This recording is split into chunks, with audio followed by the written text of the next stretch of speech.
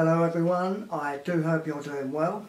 I know it's been 12 months since I last did a video for all my friends all around the world, and today perhaps I can enlighten you slightly as to why this is. I'm sure most of you know that I don't do Facebook or Twitter or any other social media apart from YouTube. So this is my personal message to my friends as to what is going on here in the UK. You know, I've lived in this house for 25 years. I know I'm a bit of a mad scientist. There's all sorts of gadgets and contraptions around me, which is interesting, and I use it for research. And trying to establish a relationship with this can be a little bit tricky. You need a certain type of girl to understand these things. I did meet two girls actually, reasonably recently, within the last 5 to 7 years, one of which had 2 children, and she lived probably 2 hours or so away, and I got talking with her, and she says, "Oh, well, you can't live with me because it's too far for work, and I can't live with you because they'll stop my benefit that I get." So I said, "How much benefit do you get then for having a couple of kids living alone as a single parent?" She goes, "Oh, well, it's about £30,000 a year in all." She says, "If I live with you, they'll stop my benefit." So that was the end of that. It didn't develop. I then met another really nice girl actually, another one, and she had £20,000 worth of debt, no kids, and she said, "If I live with you, you'll be liable for my debt." And you know, I've just got fed up with the girls in this country. It's not actually their fault, but it's a government fault, where they pay them too much benefit to be single, living alone. Therefore, a man is not required. In fact, I scoured the world and I found an absolutely amazing girl in India, funnily enough, degree educated here in the UK. I think she's got a master's degree and a few other bits of paper, perfect English, no problem. So I thought, this is interesting. So I started talking to this girl in India. This was back in 2015. Things were going very well. And she says, "I'll come and visit you." So she applied for a tourist visa. And the Home Office, in their infinite wisdom, rejected that tourist visa. They said, "We have reason to believe that you may not return to India." So she reapplied for the tourist visa under different circumstances to come with her mother for a visit.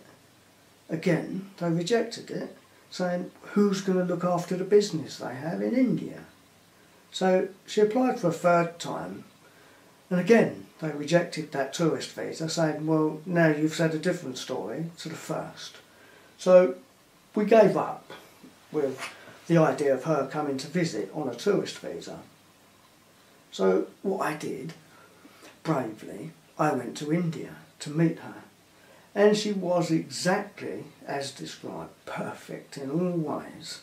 And I thought, right, we're going to get married in India. Now, I'd done everything perfectly.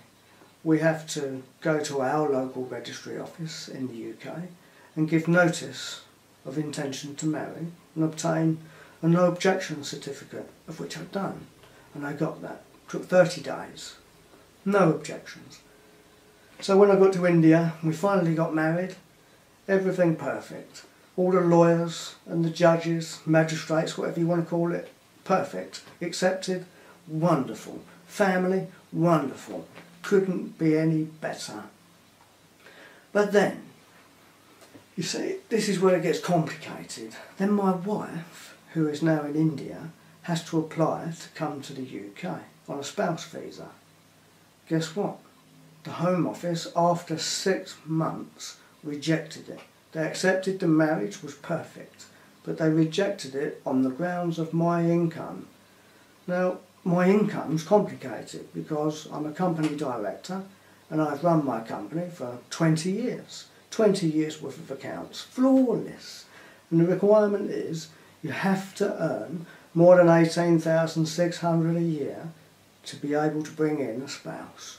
Well, of course, I do. I earn more than that. But there's one complicated issue which they rejected it on. And it's this. Thing is, as a company director, you don't have to give yourself pay slips. You do an end of year self-assessment and a company tax return, which I've done for the last 20 years. And that is under the rules of Her Majesty's Revenue and Customs. Don't have to give yourself a pay slip if you work for yourself. But on the other hand, the Home Office, they want pay slips. And, well, pay slips, it says if issued. Well, they weren't issued, just my tax returns. So I filled out all the paperwork, sent it off to the Home Office, rejected. What a waste of time that was. After 6 months of waiting, the answer is no, even though they accept the marriage. I know, it's a bit of a boring story, but bear with us. So, on the day that my visa's rejected, it's published in the papers that terrorists will get given free council houses, and then a short while later, people at the Home Office are forging documents for their own people, and then we've got this Windrush scandal and everything else. Good people are being sent out of the country, bad people are allowed. And to be honest, I've had a whole year of working, giving myself a pay slip every month, putting that same amount in the bank for 12 months. So it's been 12 months, which I've just had to wait. Now I'm just about to reapply with the 12 pay slips, 12 bank statements, all matching up. Exactly the same amount of income, in fact a little bit more. So I'm going to reapply. But, do you know, it's been a devastating year. It's been truly devastating to have that rejection. I've got my wife stuck in India. Feels like I've been stuck in prison for 12 months for something I haven't done in this house, and I can't be with my wife. Now, I started talking to her in 2015. It's now 2018. She's still not here. When you apply for a visa, it's £1,500 to apply for a visa. You then have to pay, I think it's £600 or £800 national health surcharge. You don't get a refund on the visa when it's rejected. So I got my rejection letter stating we accept the marriage, it's genuine, but we don't accept your finances. So, okay. So I spoke with my lawyer, who knows nothing about accounts. My accountant knows nothing about immigration rules, but between them, somehow, they've made a mess of it and got through it somehow. So now I'm going to reapply, because if you appeal it, it's a 2-year wait to hear the appeal. So and that's £7,000, and you need a barrister to appeal it, that decision. But the lawyer said, well, if you reapply, you know, it's going to be cheaper, because it's only £3,500. Obviously £3,500 with the lawyer fees and everything else, and you can apply within 6 months. So I'm just about to reapply, but I'll be honest, every day for the last year I've wanted to end it all. I've been planning how would I end it all into the tiniest detail. Will it be the 400 kV or will it be the railway line? Even to the details of writing a letter to thank the driver of the train. But I figured the 400 kV would be more fitting for me. But I'd make sure that I handcuffed myself to the ironwork so I don't fall off. That'd be a waste. I want to be swinging on it, cooking. And I consider this every day. Every single fucking day. Because my wife is stuck in India. Every day our chances of starting our own family gets less and less. We're both the same age. So I'm just disgusted with my own government, my own Home Office. I've paid £208,000 in tax in my working life. I've never been out of work. I've paid my mortgage off. I've never broke the law. And I'm treated like that. So my apologies to my good friends around the world for not being able to do a video, but I haven't been able to face the camera. It's tears. Most days it's fucking tears. So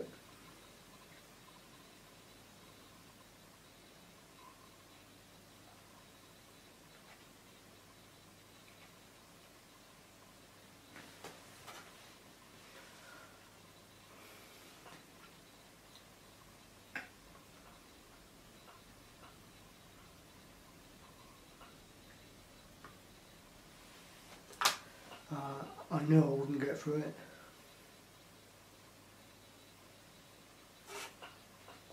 No, I'm not done.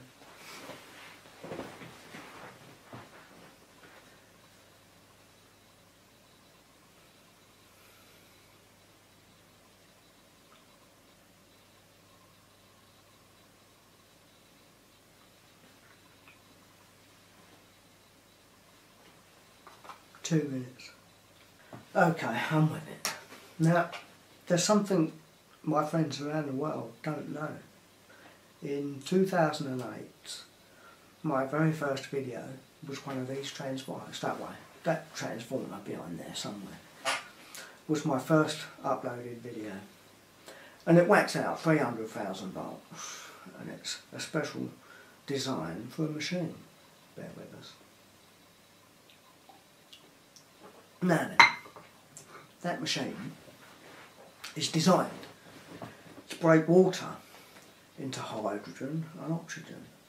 And I wanted witnesses for the machine. I wanted you to see it work, but I never finished it. So what I'm going to do, the reactor upstairs and the power supply and all the plans are going to go to a top university in India. They're going to develop it. I'm going to give it to them, and maybe they can develop it with the £60 million or so of foreign aid that we give to India. And I shall make sure that the UK do not have it. So I feel good about that. Good university in India, they'll finish it. Secondly,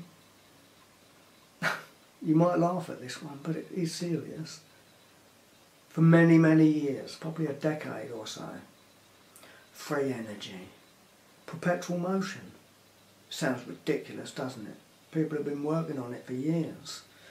But I have to sit here today and tell you that perpetual motion and free energy exists right here.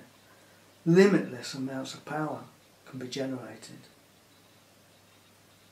Shall I tell you how? Well, the perpetual motion is actually the planet. It's been turning at 1,000 miles an hour for billions of years. And it's not going to slow down. And guess what? Our planet has a magnetic field and it's rotating.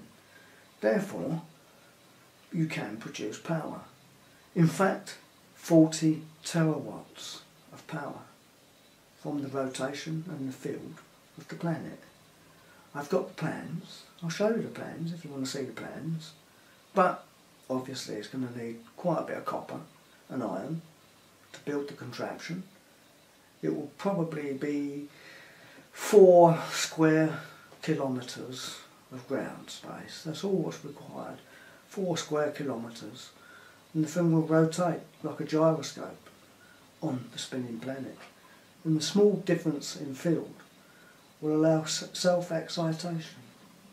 You believe that? And guess what? That is going to China and Russia. Because there's no chance that the UK can develop anything as good as that here. It doesn't have the mentality or the capacity. The UK's finished.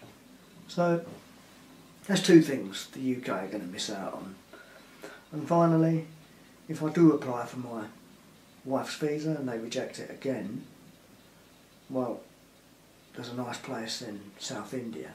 I can sell all my assets in this country and I can live in Goa in South India. In fact, if I sold my house, which obviously I've paid the mortgage off in full, I could buy 4 houses in India. And that's peace. The interest rate in India is 10% in the bank. So if you put 100 big ones in the bank, 10 grand a year, like interest. Bit of a no-brainer. But I'm not too keen on 46 degrees and every mosquito-borne disease known to man. That puts me off, so I would rather my wife comes to the UK and joins me here. She's not going to be a burden on the taxpayer. In fact, she's bringing money with her, so I don't know.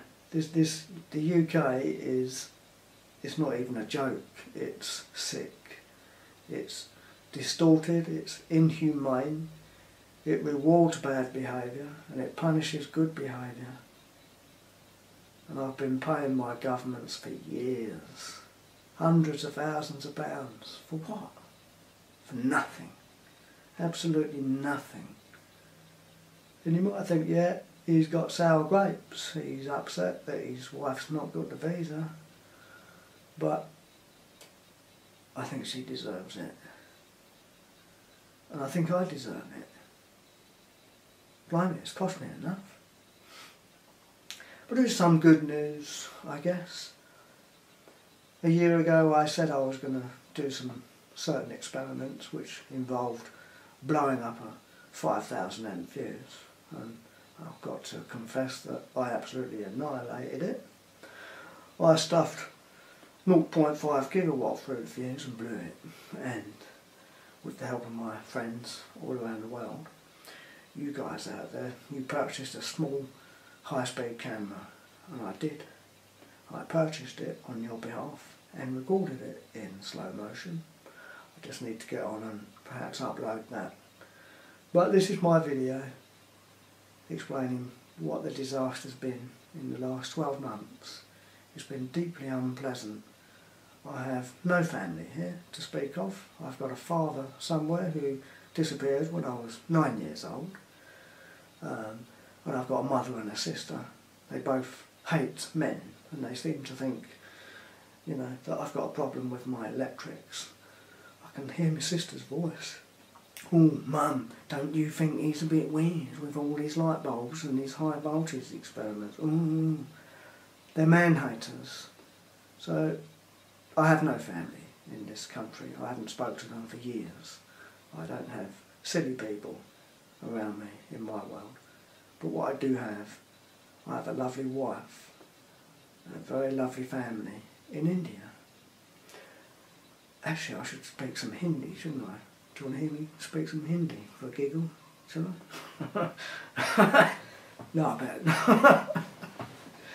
But, you know, if you can't laugh at the situation, you'll end up crying with the situation. So, for anybody out there, if you're thinking about, you know, finding a decent lady from another country, you need to think long and hard, because the Home Office will do everything they can to make it as difficult as possible.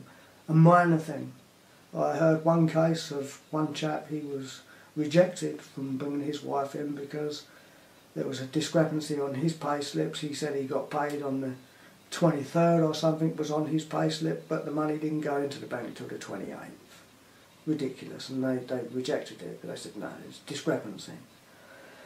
You know, with my rejections, they said my tax return or my CT 600 piece of paper was 2015 and 16, but the truth is I actually sent 2015, 16, 2016 and 17. I sent both years tax returns, but they just selected the one they want.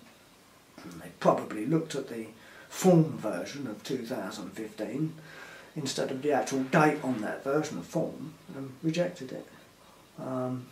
I'm not happy with my accountant and I'm not happy with my lawyer, but I think we'll get there. That's my long, boring update. You can laugh at the perpetual motion thing if you want to, but it's a fact. You're sitting on it. This lump of rock spinning around in space, 1,000 miles an hour with a magnetic field. You know that generates power. It's no-brainer, it's simple.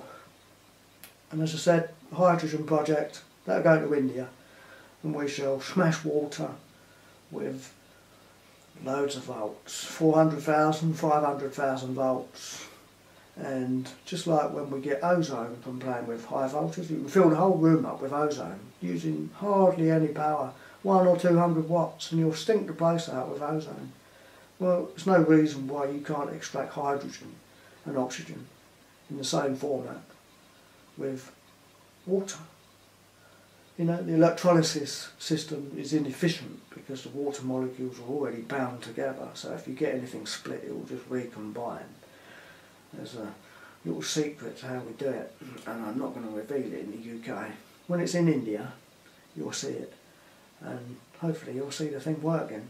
It doesn't produce power, but it just produces about 16 million BTUs of heat output from 3,000 watts of electrical energy input. It doesn't defy any rules of physics. The fuel is bound up in water, hydrogen. You know, sometimes I think mankind's got a bit backward. We never got over the age of the wheel, but there is a future. And if there's something I can leave the next generation, that will be it. Burning coal, or burning dinosaur poo to get power. It's absurd. That's enough of my waffle. I do hope that I can get to some sense of normality sooner rather than later. There's a big juicy capacitor bank sitting there out the back, and I've got loads of experiments I've recorded but I haven't edited, so who knows. So, my good friends, my sincere apologies for the lack of videos, but it's been quite bad this end, very bad. In fact, there's a backup video that if the worst happens, a nominated person will have my YouTube account details and they will log in and release a pre-recorded video, but I don't think I'm too inclined to end it all just yet. But I have been thinking about that every day. And I think about my lovely wife and my family in India. We're trapped, separated, unjustly, inhumanely. And it's a disgrace. Thank you very much, ladies and gents. Very much appreciated. Take care.